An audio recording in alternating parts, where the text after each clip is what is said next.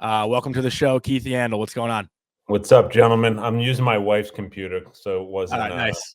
giving you guys a hard time today. But yeah, no, thanks for having me. What's up, fellas? So we got a hard hitter off the bat here.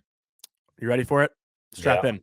Okay, so the Toronto Maple Leafs. Just so you know, Johnny doesn't ask hard-hitting questions. He's literally Johnny Sunshine and Rainbows. So Keith gets me. Johnny layups.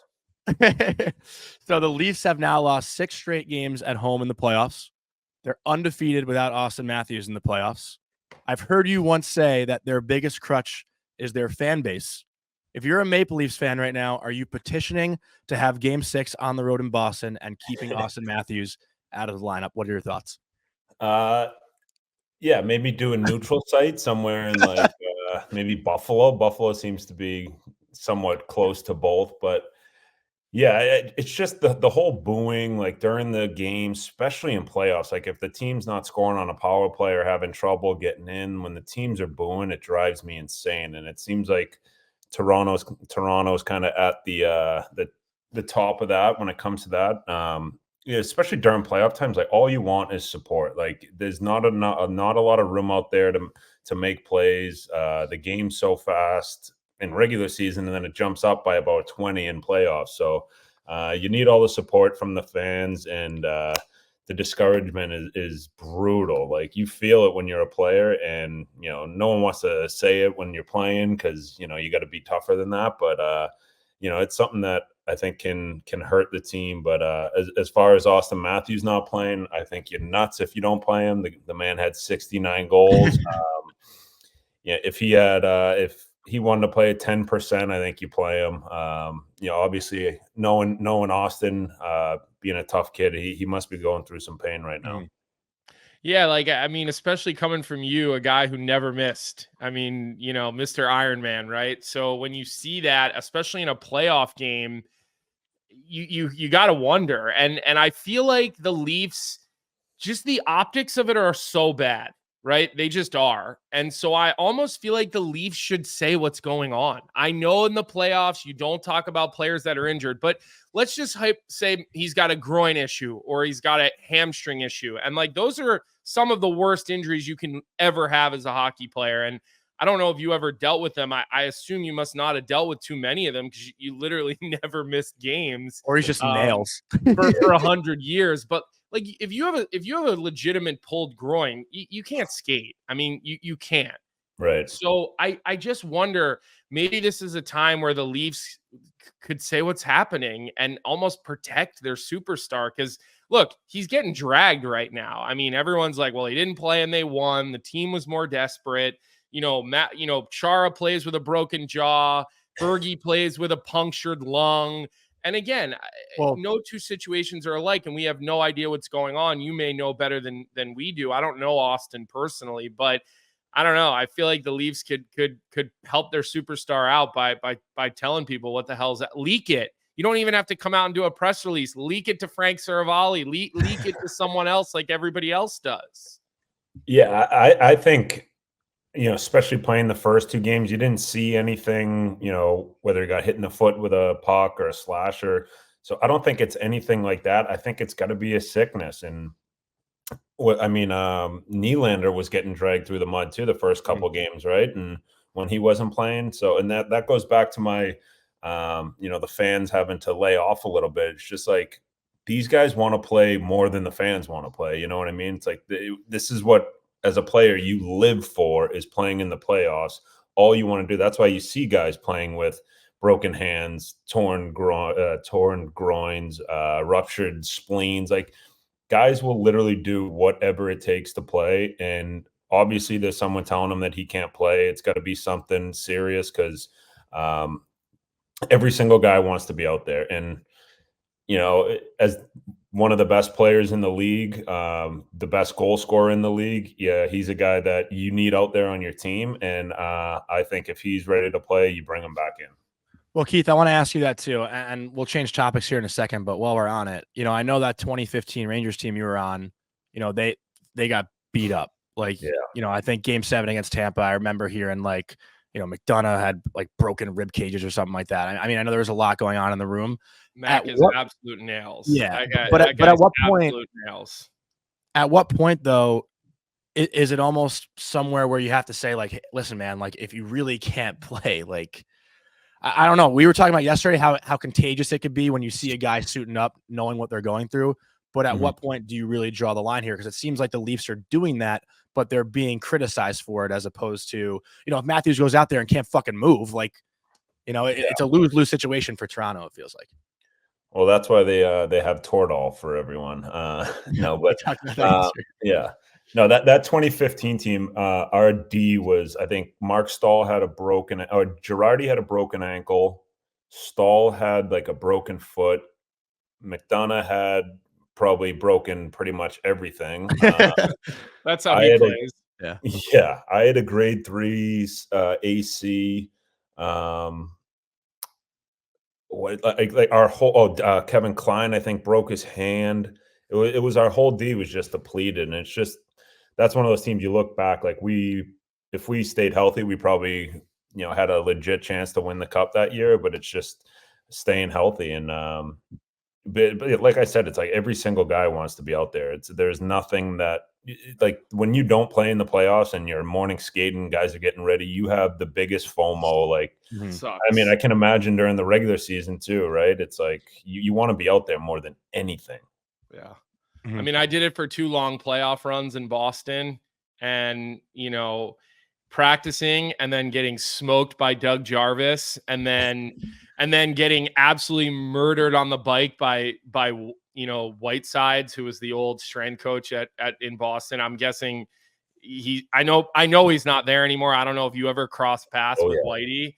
He had that voice, right? And he was a BC guy who had a total bug up his ass for Mike Boyle and any BU guys that were Mike Boyle guys. So he would just stand over the bike in that little mini weight room at the Garden before they did the renovation. And he would just watch my RPMs and watch and like 40. I mean, honestly, I was telling my wife about this last night because we were watching the Bruins, and, Shaddy's not in the lineup. And she was asking me, like, where would he watch the game? Like, what would he do? And I'm like, well, I'm sure it's different now, but my playoff scratch experience was not fun. I mean, it was just murderous, hard work. She's like, well, why do you guys have to work out? Well, because the players are working out in the game right now. So, and I started taking her through the whole thing, and I'm just like reliving it. And I'm like, I'm glad that period of just being, the world's most consistent, healthy scratch is over in my life, because it's not a fun one.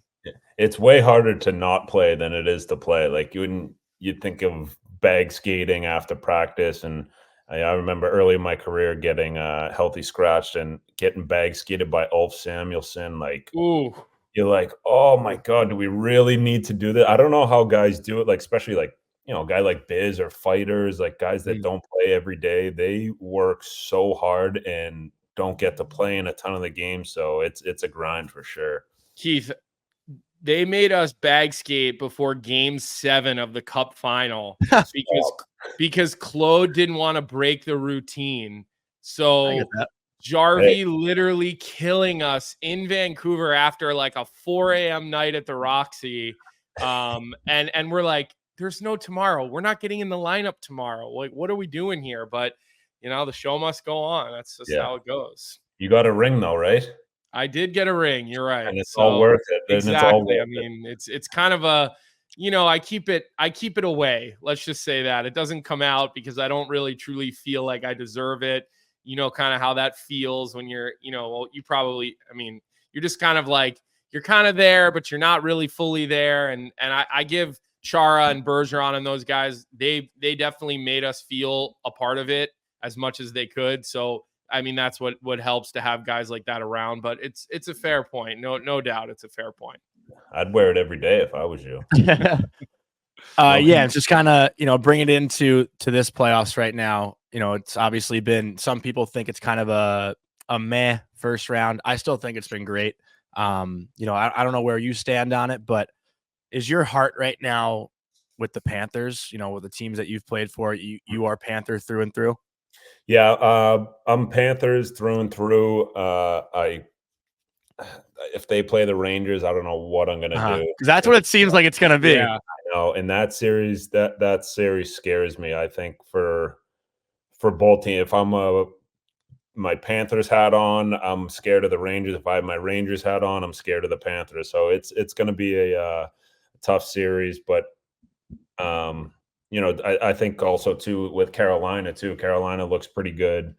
I agree. I think last year we were spoiled a little bit with the first round. I think there it was like 6 game sevens, I think, in the first round or something like that. It was nuts. That's all anyone wants right now. I think would have been a little bit better. I think for the rivalry of Florida Tampa if it got extended a couple games, but you just see the kind of passing of the torch in my mind from a couple hundred miles southeast from coming down to Fort Lauderdale. I think Florida, the Panthers are kind of taking that next step as being the team to reckon with down here. So they've been a blast to watch. And, the coolest part is just seeing, how much like I just got back from taking my dogs for a walk and 3 people stopped me in my neighborhood, which nobody talks hockey ever. It's not like if you're up in Boston, you go to a coffee shop, people are asking you. But 3 people stopped me, talking about the Panthers. It's just fun time to be around down here with the team playing as well as they are.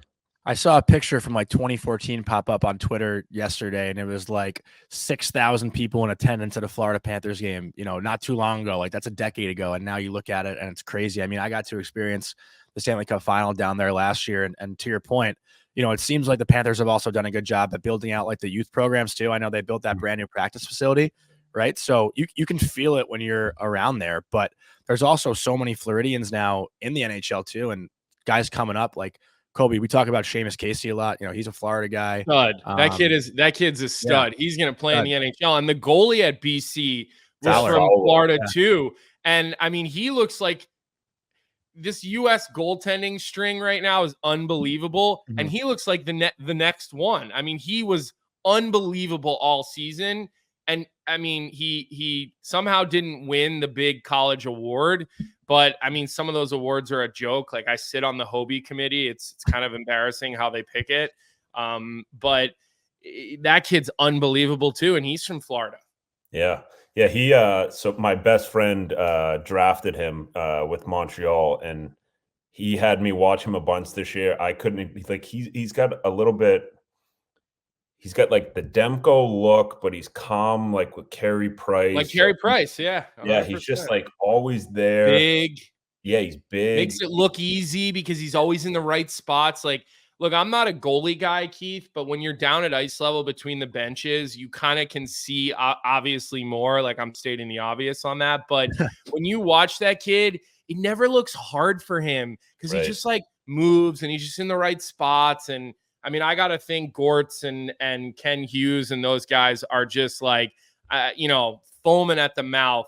I'm thinking one more year probably for him at BC, and then he's probably ready for the next level. Like he potentially already might be ready. I mean, that kid looks like he's going to be big time.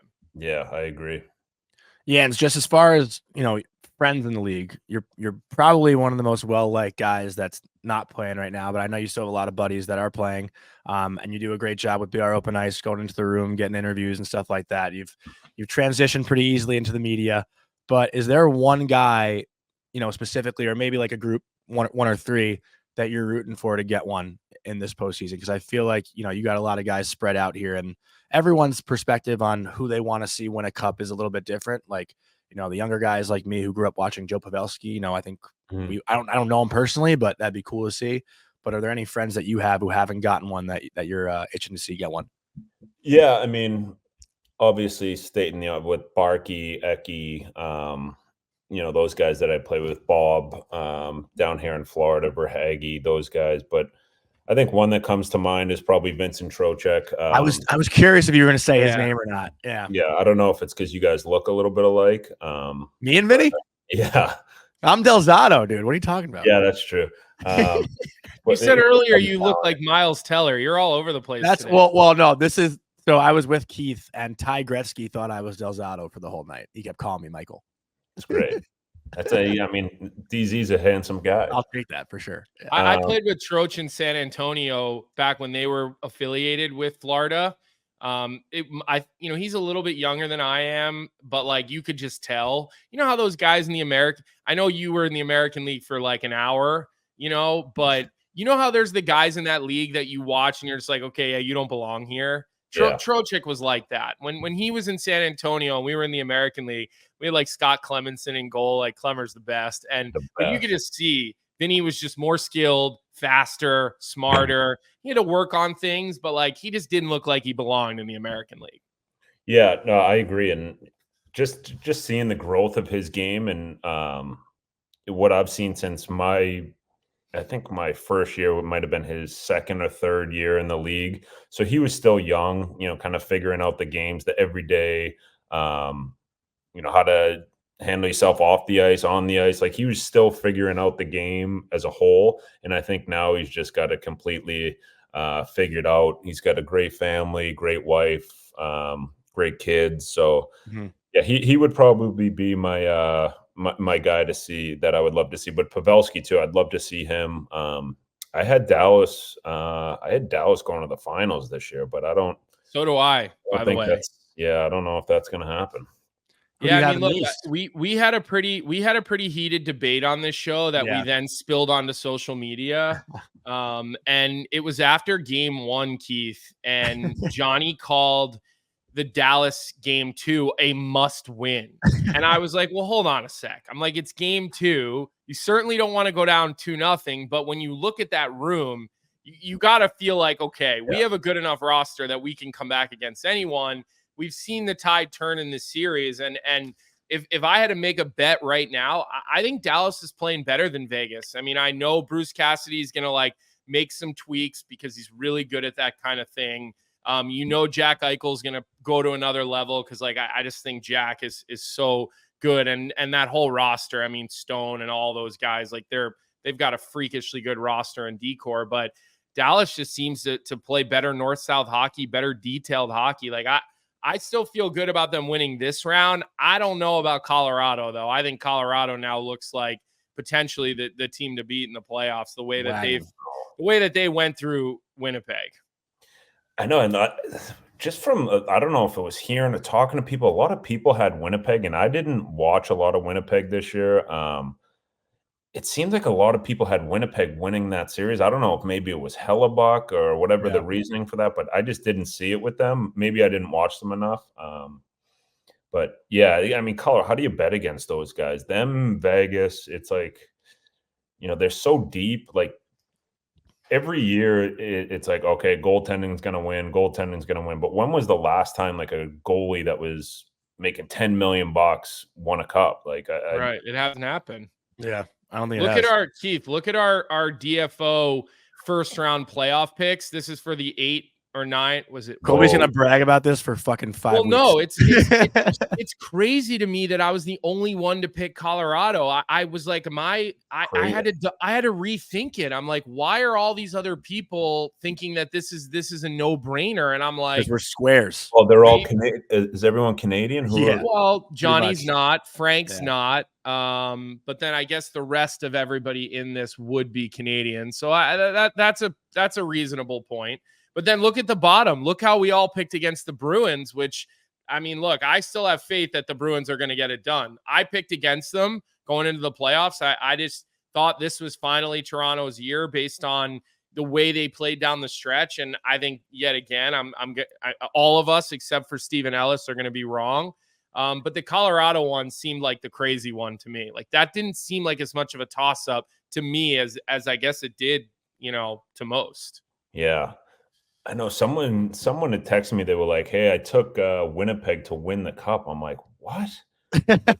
Like, and then last night I texted him. I'm like, "Good call, buddy. Who'd you get that from?" But it's I don't know. There's a lot of the series have been.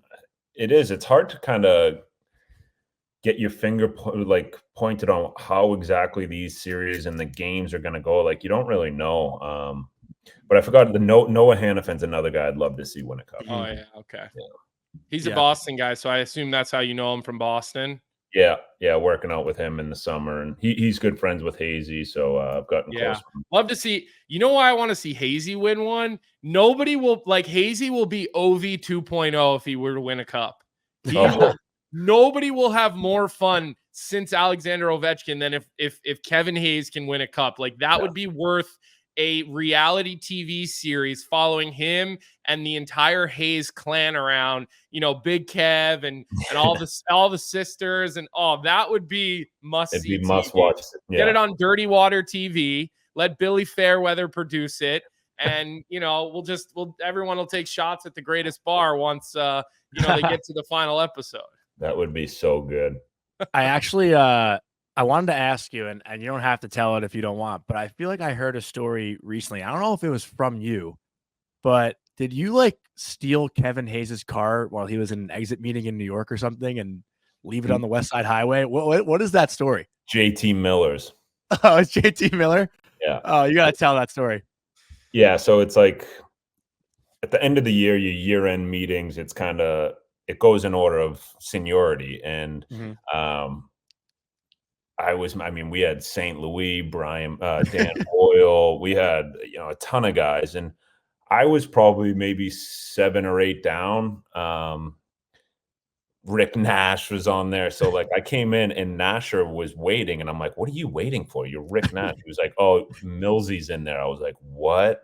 So he's like a rookie at the time, right? He was a rookie. Yeah. And he was, and I love Millsy. Millsy's one of my all-time favorite teammates. I love him. And he was like, yeah, Millsy's in there. Apparently he's got to get home. And I'm like, get home? The guy lives in East Palestine, Ohio. What does he need to get home to, He really lives there? Yeah, that's where he's from. I think he lives in Pittsburgh now. Oh, wow. Yeah, okay. he's an Ohio guy. Because him and Trocheck, I think, trained together growing up, right? Something like that. Yeah, exactly. Okay. So he was like, I'm like, what does this hillbilly need to get home for? So he goes and he's like, his car's right outside, still running. His car is still running, all of his stuff in there. So I just went in. I'm like, Hazy, grab your car, follow me. And I jumped in and we drove it. I think he had a Dodge Durango or something. It was like a soccer mom's car. He was 20 years old. It was great. But yeah, I think he learned his lesson. I heard you literally just left it on the West Side Highway and called him Millsy, when you're done with your meeting, your car's over here. Go find a way to get it. I think he had to use the SOS thing or something on his phone to find out where it is. That's fucking hilarious, dude. Because I've never heard that story told on a show or anything, but I feel like you might have told me that in Seattle. I don't know, but when I heard that, I was fucking crying. That's so good. So Keith, how dialed in are you to the playoffs? Do you watch a ton of the playoffs, or are you kind of we'll watch the Florida teams, and where does your kind of interest level go? It depends. The weekdays I can't stay awake for the late games. It's they're too late. I need them just put McDavid on at 5 o'clock. Oh, here we go. Here we go. I don't understand it. Spent an hour on this the other show. Why on Sunday did games not start at noon? Let McDavid come on at 3 o'clock in the afternoon and have the last game be at 7 p.m. What about all the young kids who will literally never see Connor McDavid play that live on the East Coast because they got to go to bed at 10 o'clock? I know. And the dads, I need to go to. I got to be up at 6 a.m. every morning. I gotta get. How many kids do you have, Keith? 2. 2? Yeah. What are their ages? 13 and 11. Okay, so you're getting up to take them to school, not because you have to get up and do a bottle and a diaper like we do it in my house. I wouldn't. Is that you got the young kids? I got a 1-year-old. Yeah, I got one 1-year-old. So we got early mornings going around here. That's a grind. Yeah.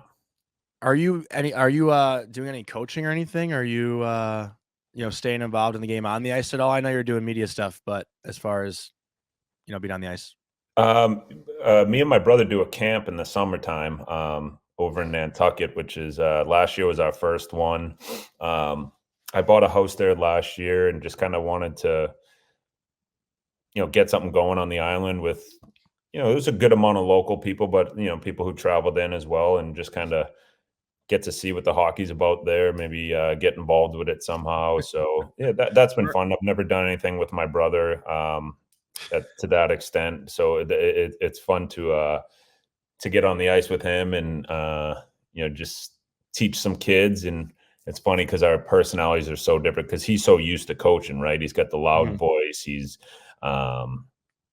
really good at it, and I'm just kind of stand there, listen, demonstrate a little bit. But it's a lot of fun. Get Hazy to come over, and have a lot of fun with the kids. But yeah, that's about it for the coaching. Merle says the Yeah. only reason you're up at 6 a.m. is because you have a tea time to get to, and don't be fooled. My tea time's at 9 o'clock. When I drop the kids off, I go right to the course. Are we Yeah. holding you up here? Are you going to play golf right now? You look like you're ready for 18. You know what? I just might. Depends what I got.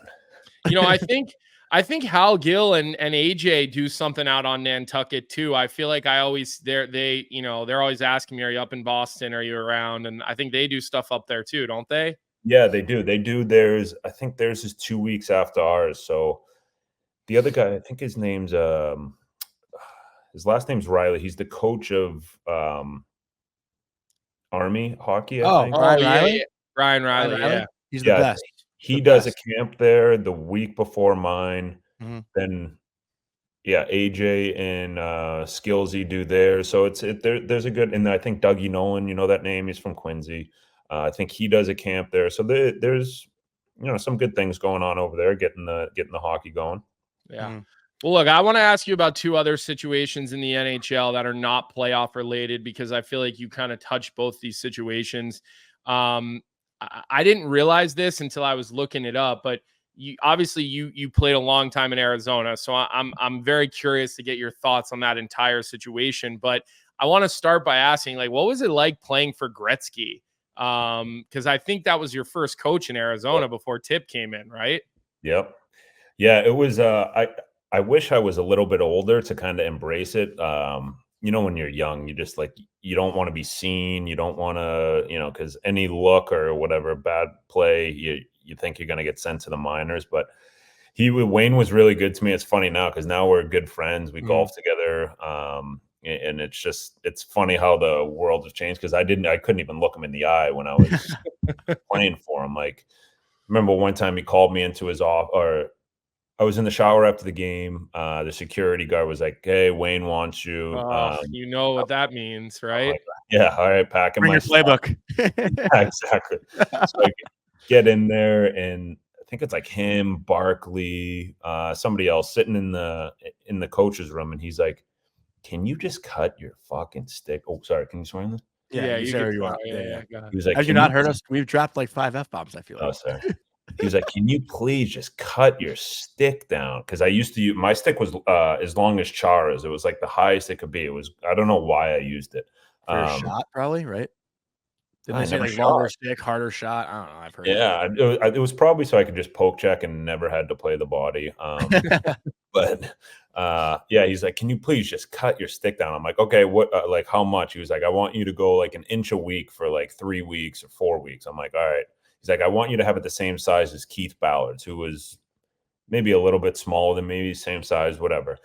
So the next day I just came in and cut it the same exact length as Keith Ballard's. I used Bally's stick, and I'm just like, what Wayne Gretzky wants, Wayne Gretzky gets. So I'm like, Yeah.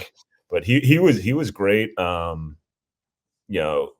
Obviously it would have been nice to have him a little bit longer. I think some stuff with the ownership and whatever it was happened with him. I was too young to really know what was going on, especially with the coaches and management and owners. So, but Tip was amazing. But yeah, it was fun to have him, and he used to skate with us every once in a while, getting ready for his fantasy camp, which was pretty insane to see him still dishing the way he used to use no tape on his stick and still be able to pass better than anyone.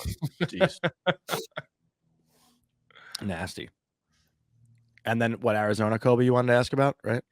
Just like, what do you think? I mean, do you think hockey goes back there? Do you think hockey can work there? Because like, I just keep hearing about how, it's this great hockey market. And look, I love Old Town. I love Scottsdale. I mean, I spent a lot of time there. I had a family member who lived up in Camelback in one of those ridiculous houses. And like, I've been out to the lake and done the park. Like, it's an unbelievable place to be and live, but I've just yet to see the team like overly supported there. Even Mullet Arena this year, there were a lot of nights where there weren't 5,000 people in the building at Mullet Arena. So how viable is it? I don't know. Like, I think it is. And I think if you look around the league, and Florida's getting better with the fans just because they're winning. Obviously winning cures everything. They're playing well. but even like you look at where Florida's arena is compared to downtown, you're not going to get the people. Like you even look at Ottawa. Canada is, the hockey capital of the world. Yeah. You're in Ottawa, and they don't do well because their rink is outside the city. 35. No one wants to drive 35, 40 minutes to watch a game after work. 45 minutes back home. So I think for it to work in Phoenix, it's got to be the perfect owner. They got to get the right land where it's close enough to where all the people live. You're not just doing a deal to do a deal like they did in Glendale. They need it as close to Old Town, as close to North Scottsdale as possible, because that's where the people live. That's where the money is. That's where the youth hockey is. So it's one of those things where you just need the right owner, the right group running it. I think that's the biggest thing is having the right group running it. You're hearing these nightmare stories about not paying the rent and everything, right? Bills and stuff like that. Like that's not how it's going to be done. But to be honest, I'm excited for them to go to Utah. That Ryan Smith is a member at my course. He's I met him a few times. Great guy. He's super, super passionate. I think it's going to be awesome. For the league, getting a team up there, just new blood. It seems like everything is full blown. Everyone's excited that the team's going there. You see the videos of the guys getting off the plane, and a ton of people there. I was talking to Nick Bugstad. He said it was amazing. So I think that they deserve a team, but I really hope that Phoenix gets a team back. Just to think of where you started in the NHL and there not being a team there. Now people might not even believe that I played in the NHL, that there's not a team there. Yeah, it's pretty wild. Like for me too, like I'm a 96 birth year. So like my, teenage years through high school, like the Coyotes were good. Like, I remember those, like the Bodker back-to-back overtime goals against Chicago. Yeah, Chicago. He was the good. whiteouts Bodker. in Arizona. I remember playing against him in a couple, probably both NHL and AHL. I think I might have gone against him. He was a good player. I feel like he flew under the radar throughout his career, though, for his good speedy moments. little fucker. He could fly. He had the biggest legs I've ever seen. Really? It was like Marty St. Louis legs, yeah. Mm-hmm. Well, Jens, we might have someone in the chat here, but we don't want to hold you too long. I did try to get some stories from Frankie Vetrano, Brian Boyle, Nate Thompson, but they all said there's too many to pick from, so they didn't give me anything for you today. So you escaped this one. But I guess we have a question here from Carl Esposito. Before we let you go, there's the last one we're going to ask. Keith, when Housley goes to Buffalo to be their defensive coach, any chance you'd be interested in the New York Rangers D coach job? And that's from who asked that? Carl Esposito. Why does he think Housley's going to leave? I think he's just throwing it out there to see what you'd say. I would 100% do that. To be sick. I know. Yeah, you were loved here in New York. I know it was only a couple years. Would you be interested though in coaching in the NHL? Is that something you'd be interested in doing, Keith? I don't know. I would actually love it. It's just like, how the coaches are there more than the players. Like less money and more time. Yeah, exactly. But they get to have, better dinners on the road, probably more wine than the players. But I think it would be fun. Just being a part of a team like that again, I think was, it's kind of what you miss when you're not playing, is being a part of something. So I think I would do something. Obviously it'd have to be the right situation. Maybe when the kids get a little older. I was just gonna say, maybe once they're off to college, you jump into that ring. I mean, even he's not a college guy, Colby. I don't know if he's sending him there. He's going to the CHL. Well, but my girls, even talking to Pando and asking him, like, are you thinking of leaving for the NHL? Like, if the right job came open for you, and he's like, I think I want to wait till my kids go to college, and then he's got one son who's supposedly a really good player, and he's got his daughter, and it's a good lifestyle. I mean, obviously he's coaching, but you're coaching in Hockey East, like you're on a bus 5 minutes here, 8 minutes there. It's a totally different situation than the 82 game grind. Yeah, I'm hoping Miami gets into like Hockey East or something, and then I'll put them. You and Buddy can be the director of player development. 100%. Yeah. That'd be sick. All right, before you go, just plug Yandling business. I know you guys are doing that. Oh yeah, Yandling business with me and Biz, just taking on some silly competitions. I think we did race car driving with Matthew Tkachuk, which was a blast. Coffee making with the Seattle guys, right? Yeah, Seattle. Yeah, because it fitted to Seattle. I'm blanking on the names too. Don't worry. It was oh my god, it's early. It was Tanev and Burke. What's it? Burakovsky? Yeah. Yeah, Burakovsky. Sorry. Yeah, so yeah, it's been fun doing it. Anytime working with Biz is a lot of fun, you know. Yeah, you guys are a riot. But we want to let you go. We appreciate the time this morning, and we appreciate you hopping on the computer to do this. So, yeah, and thanks a lot. And maybe we'll see you down in Florida for the Cup final if it gets there. Hopefully not. Make sure you say hi to your dad and your brother for me. I feel like I used to see those guys around Boston all the time, and it's been a while. So definitely send them my best. All right. I will, for sure. What's up, hockey fans? If you enjoyed that video, then you need to be hitting the subscribe button right here at Daily Faceoff. Exclusive interviews and analysis from our hockey insider Frank Saravalli, fantasy updates from Brock Sagan, and a daily live show at noon Eastern, Monday through Friday. You don't want to miss any of the fantastic content, so hit that subscribe button.